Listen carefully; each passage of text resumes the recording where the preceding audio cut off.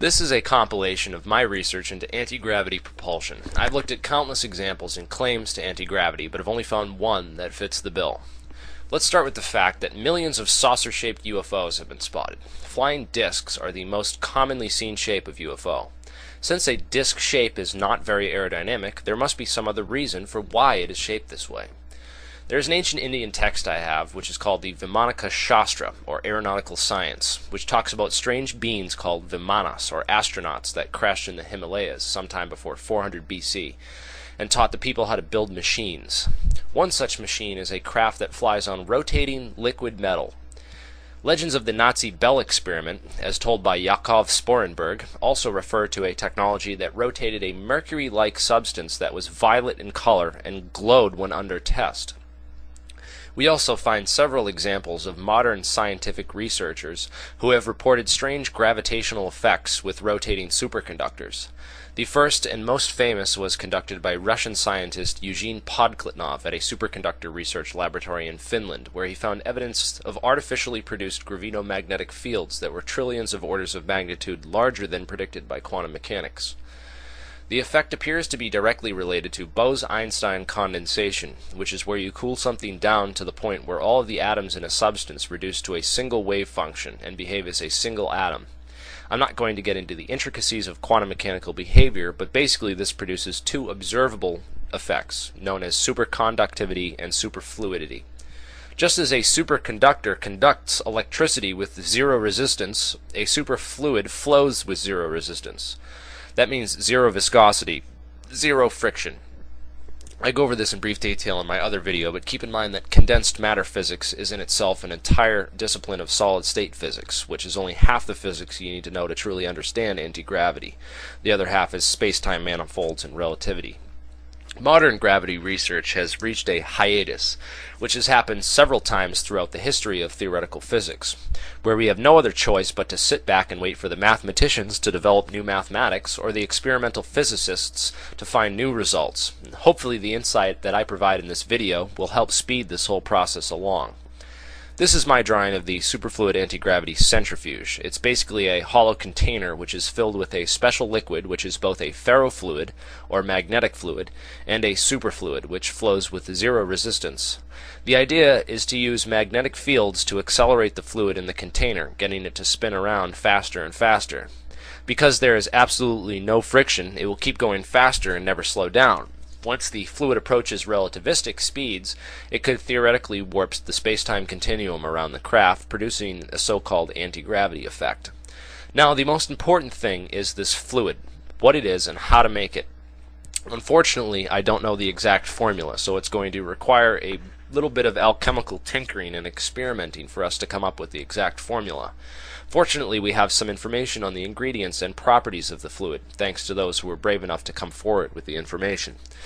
Edgar Fouché, who claims to have worked at Area 51 on the Aurora project, describes the inner workings of the TR-3B flying triangle and says that there is a central accelerator ring that rotates a mercury-based plasma supercooled to 150 Kelvin, pressurized to 200,000 atmospheres, and rotated at 60,000 revolutions per minute.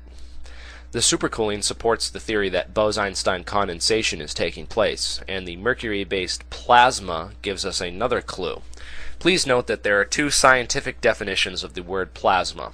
It can mean a fluid suspension of solid particles, such as a blood plasma, or it can refer to the fourth state, or ionized gas phase of matter, which is the other type of plasma. Lance Corporal Jonathan Wagan of the Disclosure Project describes the fluid he saw all over the ground at a crash site in Peru as a dense, viscous, silvery fluid that, when you looked at it, would change color from green to purple. This is another clue, because in order to make duplicolor paint, which is the kind that changes color depending on how you look at it, they grind up shiny metal into tiny flakes and then mix it in with the paint. Iron will actually float in mercury, because the density of mercury is higher than that of iron. This makes it possible to suspend trillions of tiny ferromagnetic iron particles inside the mercury, creating a ferrofluid plasma. However, mercury freezes solid at 234 Kelvin with 1 atmosphere of pressure. Even mercury-thallium alloy, which is used in special ultra-cold thermometers, will freeze at 212 Kelvin. So unless we have some sort of antifreeze component, the whole thing is going to freeze solid long before we can cool it down to 150 Kelvin under 200,000 atmospheres of pressure, as Edgar Fouché says we need to.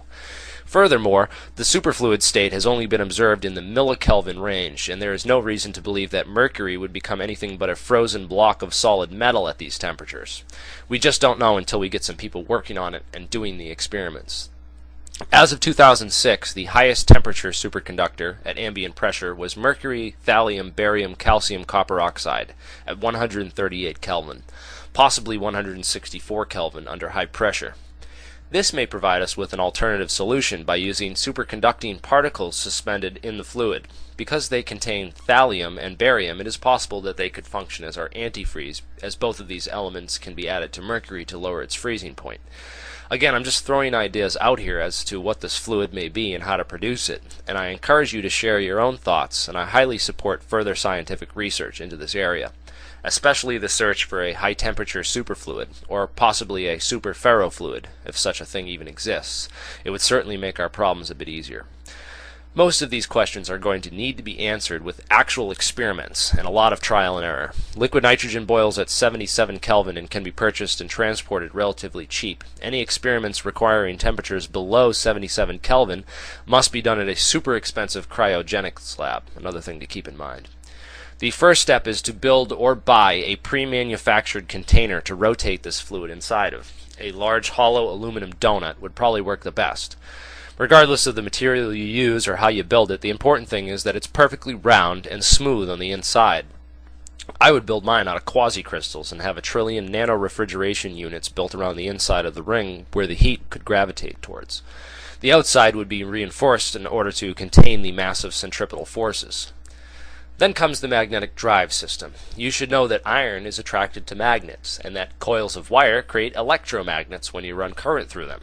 So in order to get the fluid to circle around in one direction and gain momentum, you need to have a couple separate coils which turn on and off at specific time intervals.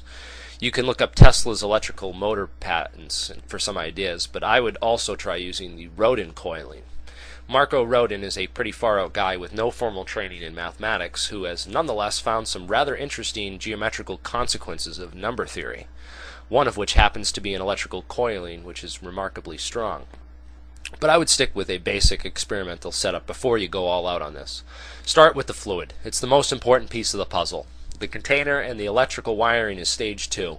Then stage 3 is the actual experiment where you set the container in a bath of liquid nitrogen and hook it up to a scale to measure the change in weight as the fluid begins to rotate.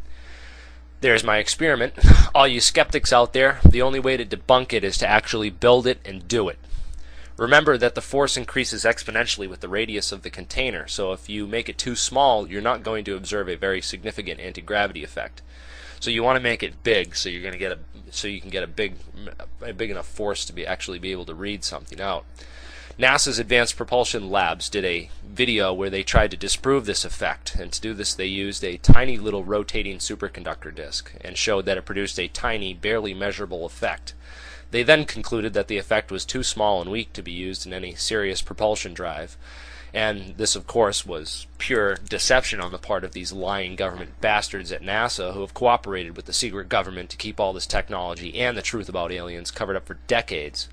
I'll go more into why and how they did this in a separate video. It basically has to do with the fact that this type of propulsion would be noiseless and emissionless.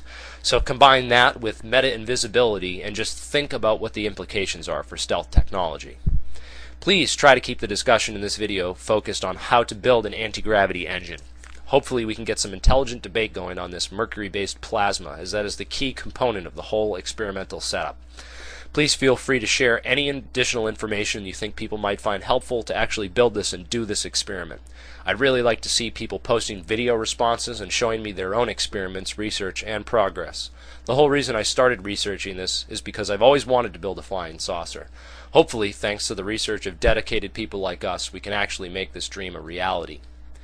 Where there's a will, there's a way, right?